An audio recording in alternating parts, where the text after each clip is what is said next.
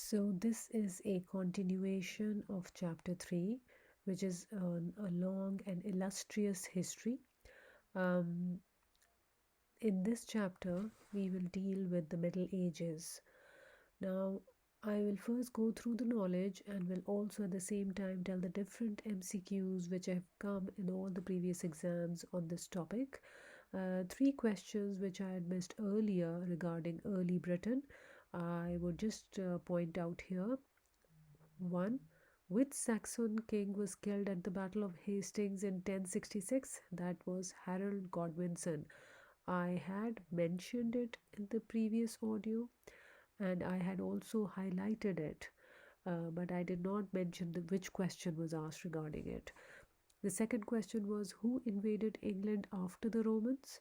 It was Anglo-Saxon. And the third question was, when did Roman army leave Britain? It was in 410 AD. Right.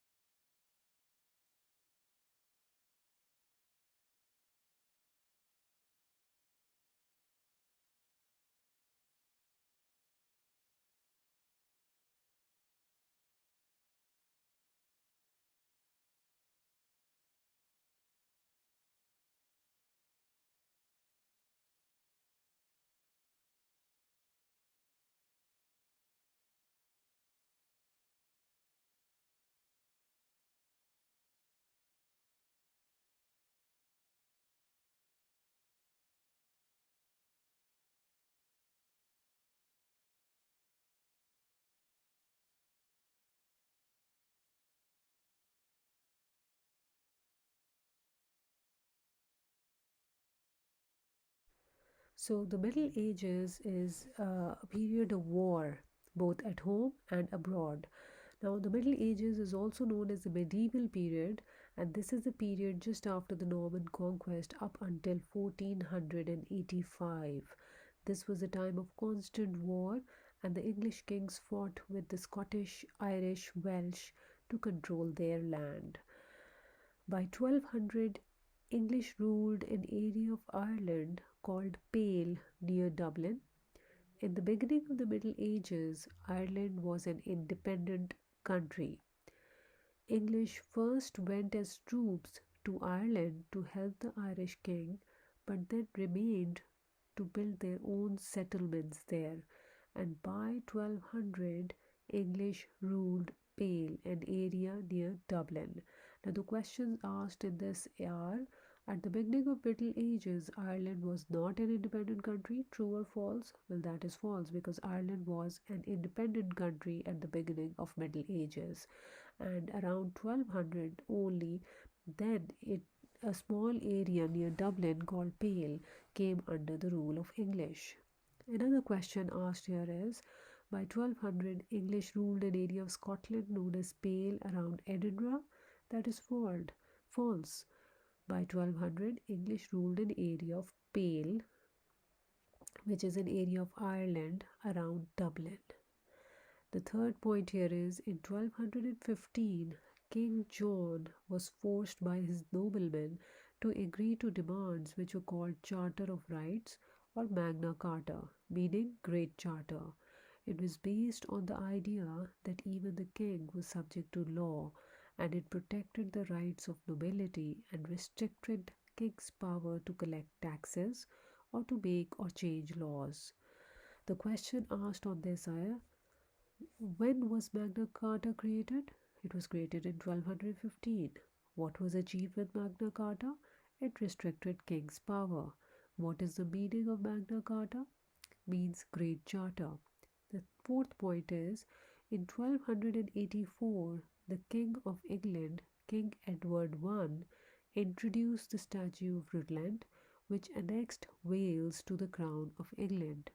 To maintain this power, the castles were also built in Wales, which included a Conway Castle and a Vaughan Castle. Questions asked are, which castles are located in Wales? And they give you a number of options. Remember, it is either a Conway or a Vaughan Castle in Wales.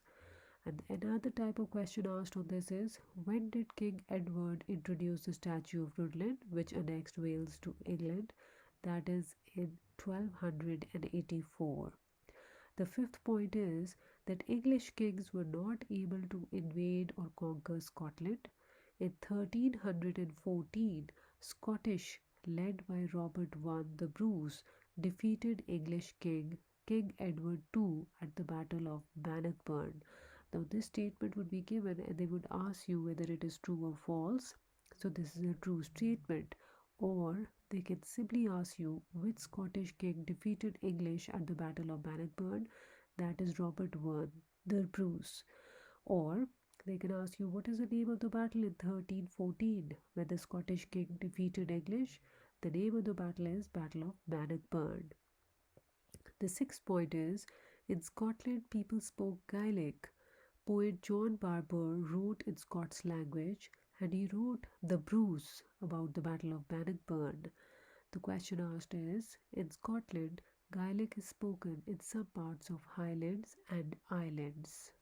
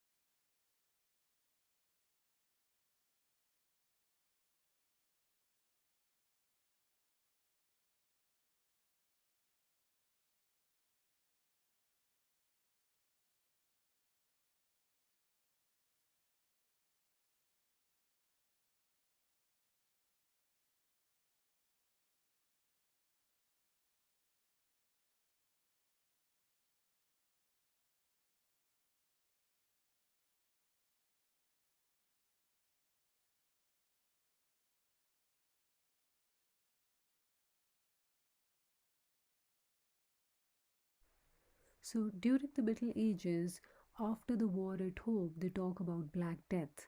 Now, in this, there are a number of points. The first point is Normans used a system of land ownership known as feudalism. King gave land to the lords, and in return, the landowners had to send some of the men to help in war.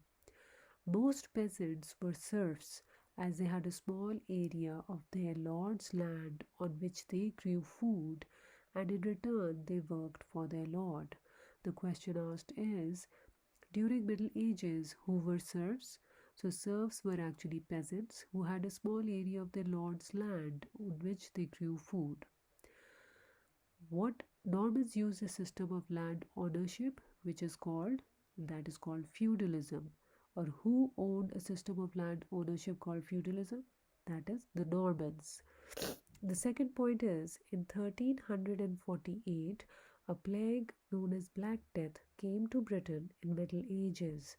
About one-third population of England died, and a similar one-third proportion in Wales and Scotland. It was the worst disaster to strike Britain. The questions asked are, when did Black Death come to England? It came in Middle Ages.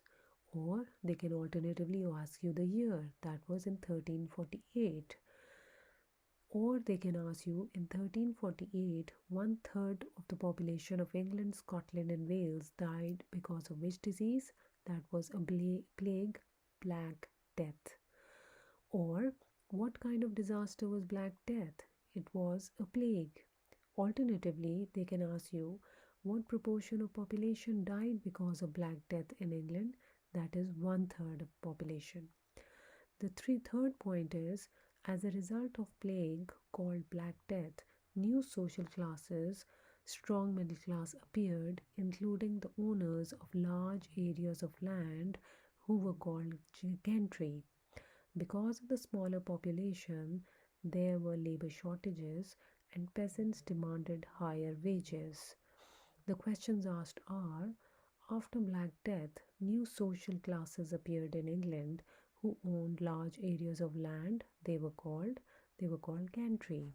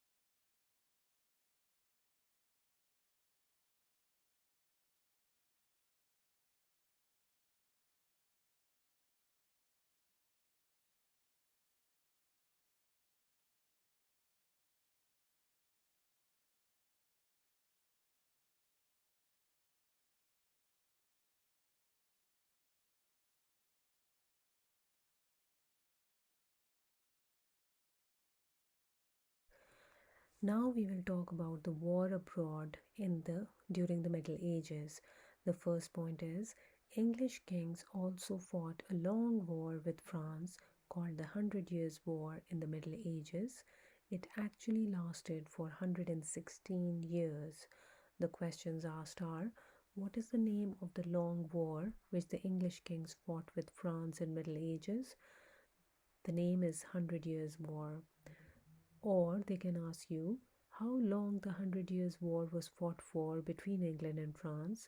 It was fought for 116 years. The second point is Battle of Agincourt in 1415, one of the famous Battle of Hundred Years' War. In this, King Henry V of English army defeated French. So the question asked is, when was the Battle of Agincourt fought? It was fought in 1415. Or which of the battle is one of the most famous battle of Hundred Years' War? It is the Battle of Agincourt. After that, the English left France in 1450. And the fourth point is, during the Middle Ages, many knights took part in crusades in which European Christians fought for the control of Holy Land. The question asked is, during crusade, European Christians fought for the control of? They fought for the control of Holy Land.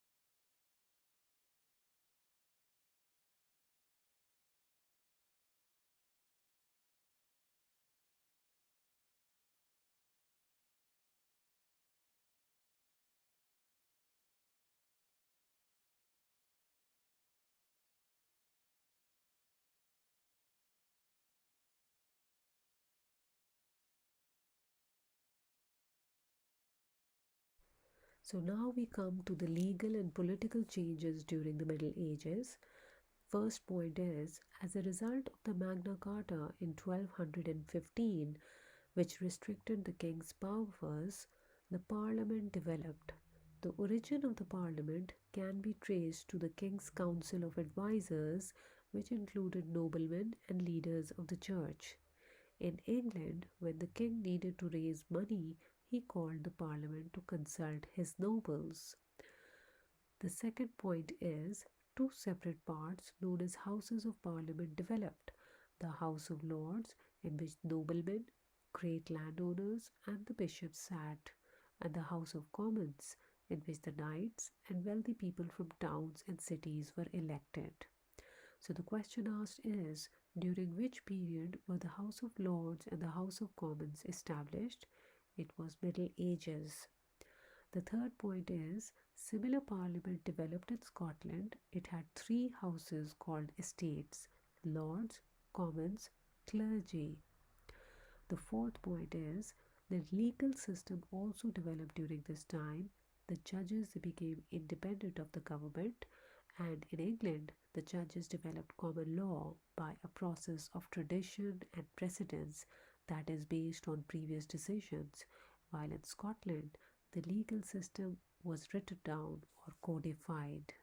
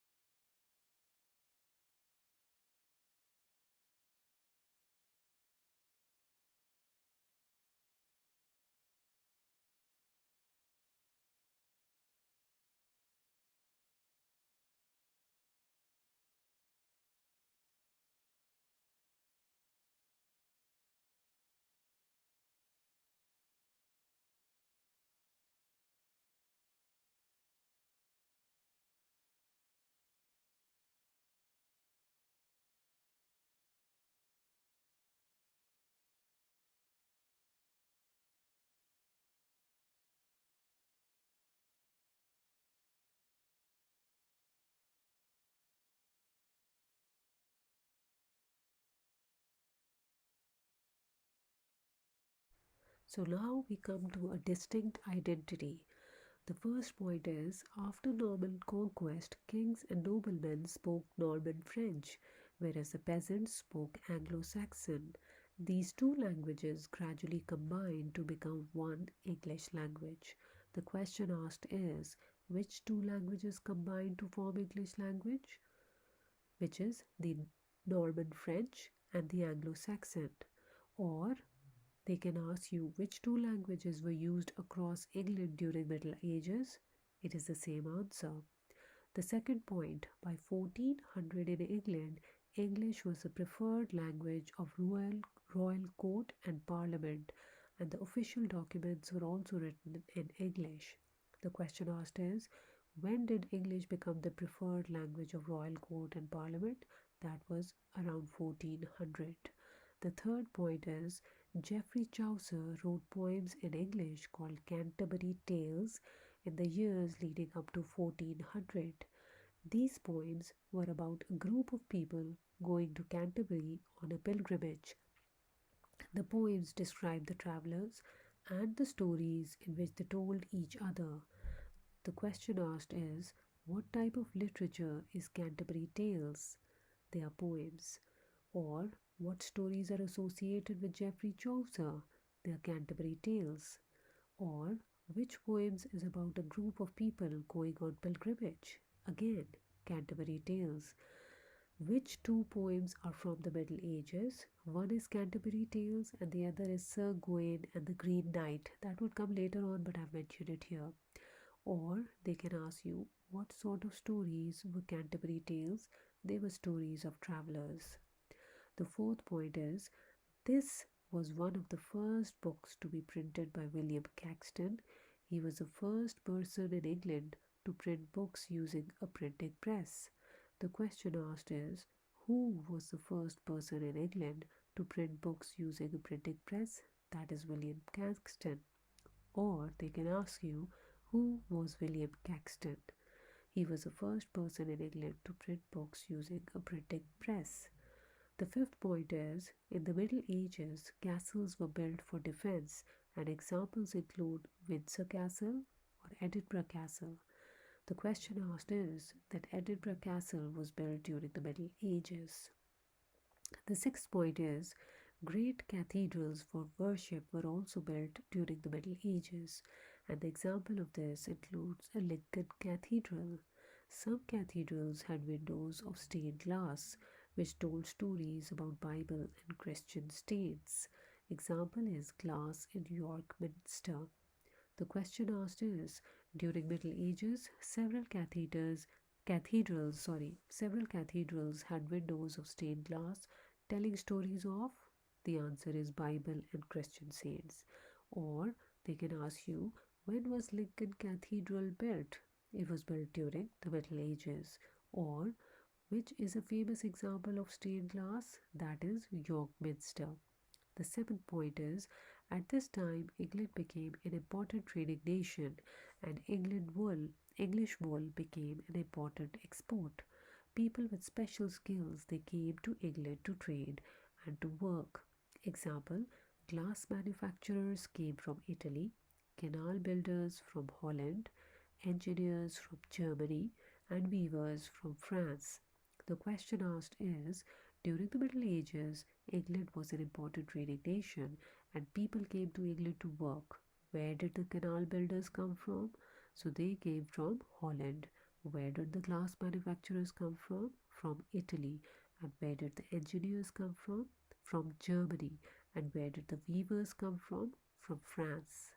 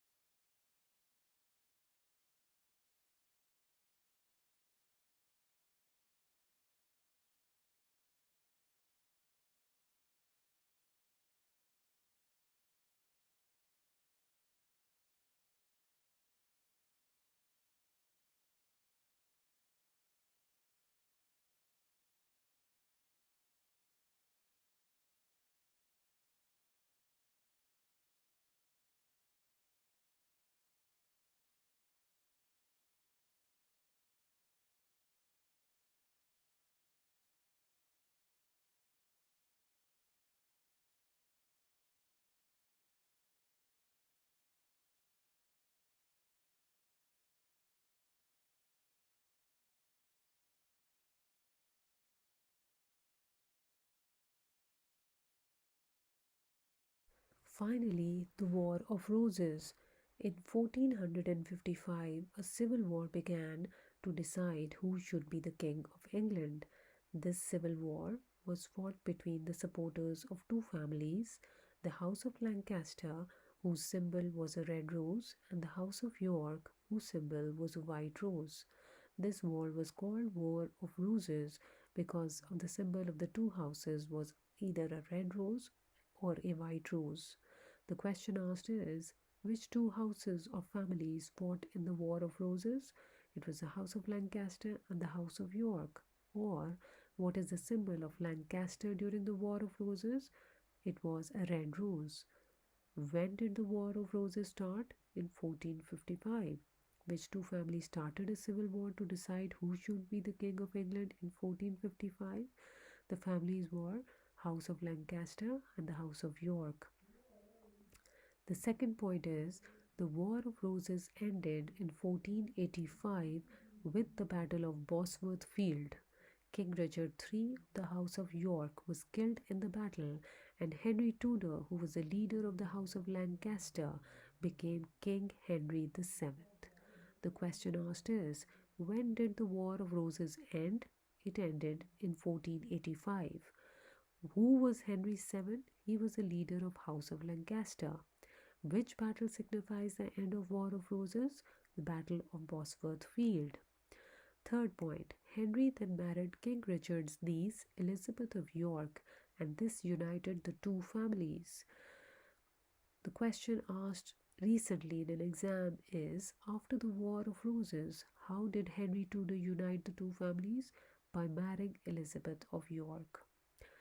The fourth point is Henry became the first king of the House of Tudor. And the fifth point is symbol of the House of Tudor was a red rose with a white rose inside it as a sign to show that both the House of Lancaster and the House of York were now allies. The question asked is, what was the symbol of the House of Tudor? It was a red rose with a white rose inside it.